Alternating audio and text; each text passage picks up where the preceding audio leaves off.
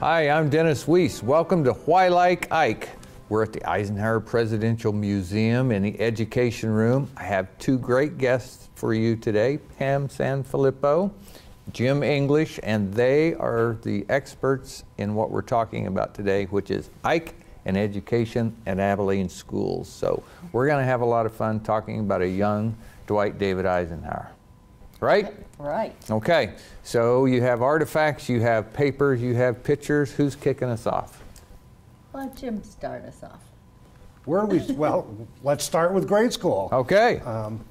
That was the fun part of the story. Didn't have to go very far. Yeah. Right out his back door, right across the street. Wow. We love to tell visitors to the home that Ike didn't have to worry too much about whether he'd get to school and Mom could stand on the back porch and make sure nobody slipped around the corner. Which way across the street, Jim? Heading due west. Due west, where St. Andrews is today? No, right where the visitor center sits Where today. the visitor center is. Really close. Yep. That's That was really the old close. Lincoln Grade School, and that's where he went to until he went to 7th grade at Garfield, and he had to shift up to the north end of town. If my mom could have seen right across the road into my grade school, two things would have happened. I would have never survived grade school, and I probably wouldn't have survived home. So, yeah, thank you. We had to go a little further. We actually have a couple of interesting pictures of Ike in grade school, and they kind of really do show a little bit of a differentiation in Ike as he grew up. This was one of the very earliest pictures that we know of him. He's down there at the front, second from the left. And that was one of the very earliest pictures that we have of Ike in school. And these are copies, so the new executive director of the Eisenhower Presidential Library and Museum won't panic because I don't have my white gloves on, you see. This was the next one that we have of him taken it at Lincoln Grade School. A little cheerier face in that one. I think The teacher doesn't look any cheerier. yeah, than- well. She looks like she's keeping an eye on those boys pretty close, Oh, Jim. absolutely. Gotta keep an eye on those boys. Not that the girls would ever stir up trouble. So here's my thought.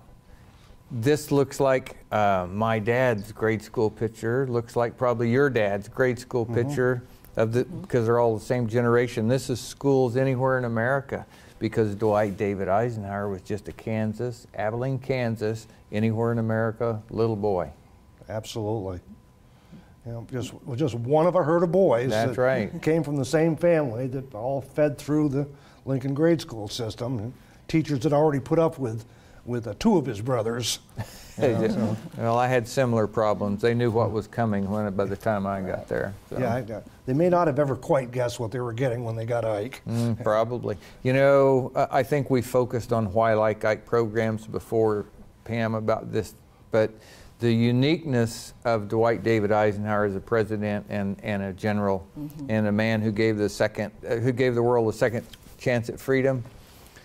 If you go back far enough, he's just a little boy in Abilene, Kansas. Exactly. And I think that's so inspirational, should be, to people who want to get beyond their present circumstances. When you even add in that factor of the wrong side of the tracks, I think as it goes further up in school, it becomes an even more relevant story, especially when you talk about the difference of how his brothers handled that subject versus how Ike handled it. And for Ike, it was never an issue. You know, he never ever said that there was a distinctive difference between right and wrong side of the tracks. Edgar felt that there was a very severe distinction difference. How many years apart were they, Jim? Just a year.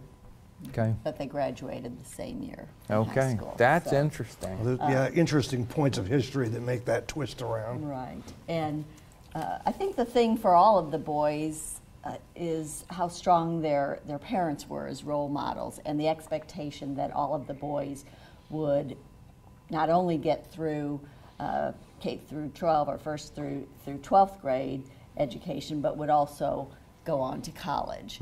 And both David and Ida had attended Lane University. So the fact that their mother had gone to college, which was very unusual for women at that time, they were both very strong role models. And Dwight says that of the, I can't remember how many entered high school, 67, only 27 actually graduated from high school. So the expectation for most children at that time was get through 8th grade and then you had enough education to go on and pursue whatever career. But for the Eisenhower boys, it was expected that they would continue on in their education. That's an interesting point. You know, we're seeing in education today maybe a step back a little bit from the phraseology and thought process that everybody must go to college to be successful. In fact, we're seeing the job market say, you know, we need plumbers, we need electricians, we need mechanics, we need carpenters, and those things are more tech school or high school or learn it at home education than it is college. We're seeing some retrenchment of that philosophy. I love the thought that it's all happening right here in the same town. We're talking about this little boy, this great president, this wonderfully brilliant general lived.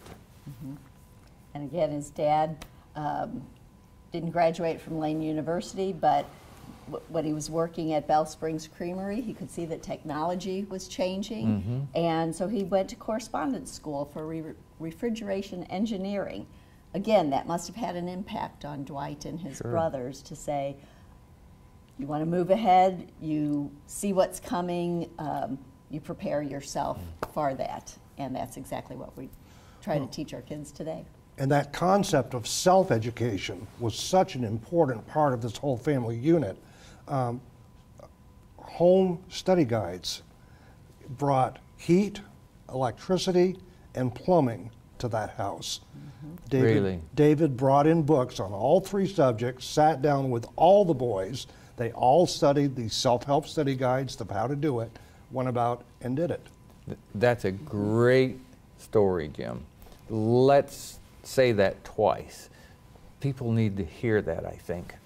So the little house over here that they can still visit, the modernization of that home was brought about by the Eisenhower family themselves. That's right. Recognizing they wanted this modernization and knowing that they didn't know how, chose to find information in a book then. Today, but they found the information, educated themselves, and accomplished the task. Absolutely.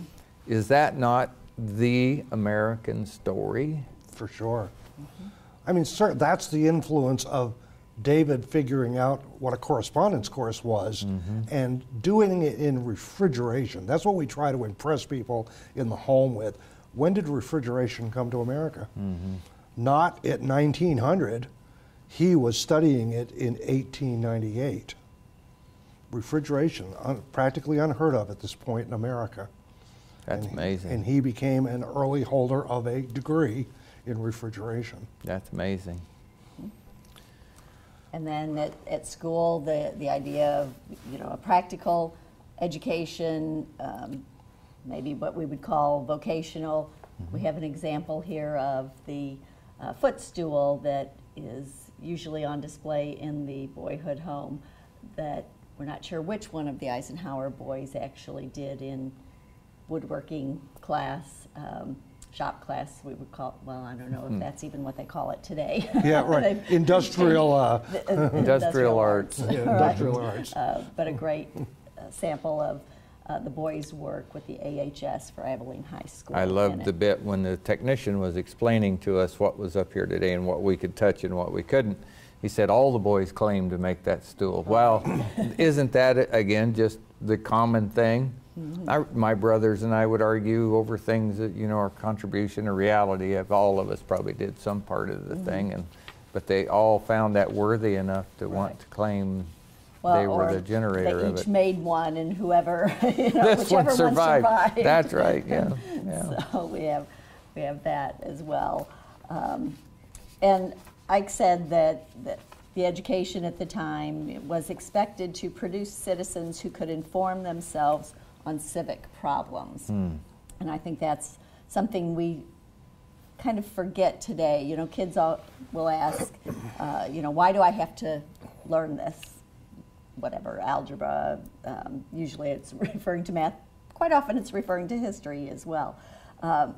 But trying to help them pull back and think, what is the end goal of education? Can I borrow your sheet? Sure. Because I want to read that quote again to make sure I understood it correctly. Education was expected to, quote, produce citizens who could inform themselves on civic problems, close quote. Inform themselves on civic problems. You had to understand civics, because all information about something you don't know anything about doesn't inform you much. So, but that's a significant departure from a lot of what we do today. We inform ourselves. There's no stop of the flow of information into our brain, but that information is often today telling us what to think versus simply telling us what the story is and letting the basis of our understanding of civics render that decision in our brain. Inform themselves on civic problems. That implies to also create a solution to the problem. Right. To work toward that goal. That's an extraordinary statement from an extraordinary guy. Certainly is. You don't hear things like that today said that way. Right.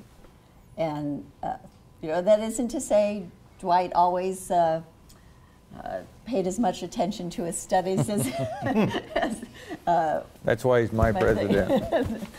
and I think that's what makes him, relevant to children, adults, anyone today, Yeah. too. He was a typical kid growing up here in Abilene, although in his high school yearbook, his senior year, the prediction was that he would become a history professor at Oh, really? Yale University. That's So, interesting. Yeah. So we have some of those items too from his yearbook, high school yearbook. The thing that's wonderful about that prediction is that because Edgar was in the same class, what his prediction was, he was predicted to be in his second term as President of the United States. Really? Now these are South Side boys from the wrong side of the Wow. track, getting those kind of predictions in their high school yearbook. That sets up a little bit of sibling rivalry there, doesn't it? No, there was never any of that in this family. We actually do have Ike's grades, from his high school years. I thought maybe that was a grade card you had there. Certainly not bad grades. That's one of the wonderful parts of studying Ike. And we learn more about his study habits out of West Point than we do any of his other school years. One of the great stories is that Ike was forever helping one boy or another at West Point finish their homework. Ike didn't do his own until he got up the next morning. So are you telling me there's hope for my son? Absolutely. Okay, all right. As long as you can get him early in the morning and get it done Okay. then. Yeah, I would love, we don't have access to this, we don't have any way of finding it, but I'd love to know what his IQ was, because his intelligence all the way through his life far exceeds whatever grades he got. In high school, he was not a top student. In West Point, he was never a top student.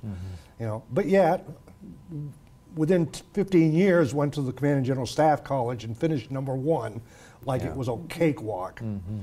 Always that aspect in Ike's life. I think you see some of the wonderful photographs out in the museum, and right now I walked by them as we carried our gear in today, looking at the different years of photographs of Dwight David Eisenhower. After he reaches young manhood, first of all, he had great, brilliant eyes and a wonderful smile when he used it. But you also see that intensity of the man, and it really, to me, it comes out on his face. This man is a thinker and a doer. For me, one of the most valuable aspects of trying to understand Dwight D. Eisenhower is to talk about a dichotomy in his life. This is a boy being brought up in the River Brethren faith, a Mennonite religion, required to go to Sunday school every Sunday with his Aunt Amanda.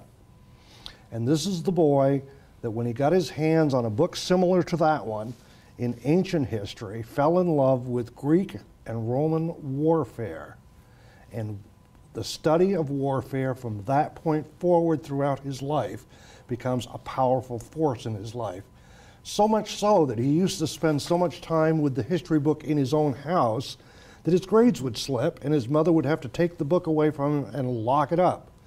He knew where the key was. He would go sneak the book out and study it some more. Where did that break in the psychology between those two realms develop? There was an independent person there who had his mind on a different way. This is only my personal opinion.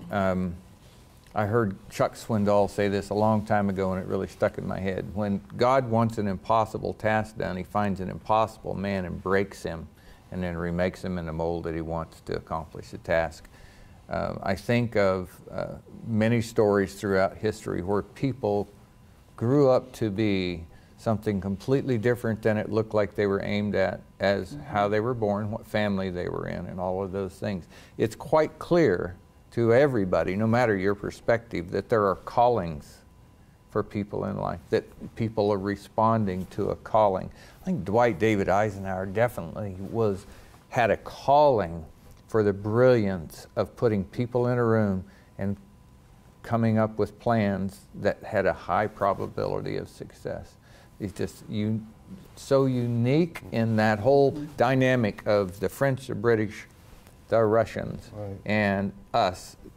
I don't think there was another man in the world at the time that could have sat in Eisenhower's chair and done that job anywhere close to as well as he did it. Obviously, he had brilliant generals all around him, but he's the one that had to glue it together. Go ahead. I was going to say, I think you can see some of those traits rising out, especially in high school.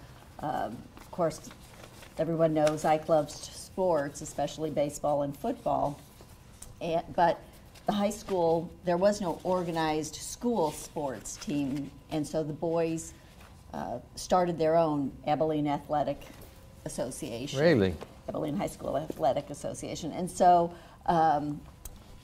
Dwight helped to organize that, and in its second year became president of the organization and wrote the school constitution, or the organization constitution. Wow. So you can see that leadership role forming even then, and the ability to pull these kids together to say, okay, we want to play the teams from Enterprise or Chapman or wherever, and so how can we make that happen on our own? And his leadership outside the box follows right into those same lines when the athletic team that they had put together had a game with Chapman. No one knew how they were going to get there. Ike took that whole team down to the railroad yard, showed them how to ride the brake lines underneath the freight cars. Yeah. Took the team to Chapman to play the game. They won it. Hopped trains back. That was Ike in his leadership role constantly. I want to point out something about this program, and because we're filming Why Like Ike. So I'm going to take Why Like Ike into Why Like Ike's home, his presence here. Other than Lane College, that stool, and learning at home to read from the Bible, those are the only things that you have told me today or here that I already knew. So we've had 20 minutes of uninterrupted new information to me, who's here all the time with you, right? So the treasure trove of information that is here for people who are seeking to inform themselves on civic problems, what a treasure is here, and it's all accessible to you. And it goes on and on. We could have several series on this, episodes on this topic. Well, we've got maybe a minute and a half left, I'm thinking. So, Dwight David Eisenhower, just a regular little boy, to Dwight David Eisenhower, that man, general and president, and tremendous asset to the United States of America. So let's finish with an encouragement to the mother with a little boy out there today who's wondering if she's going to make it through today, right? Because of what's going on in that little boy's life. Hey, same little boy, same little problems, just choices. and supportive parents. Exactly. Right? Yeah. So fun today with Why Like Ike. So fun. Jim, thank you very much. Haven't got to sir. see you in a while. Appreciate your help today. Not a problem. Pam Sanfilippo, it's always good to see you. Next time, you. we're going to get you that pillow. So you don't have to sink down in the middle. It's going to be fantastic. There we go. I'm Dennis Weiss. I sure enjoyed today's program of Why Like Ike, and I'm wishing you a great day.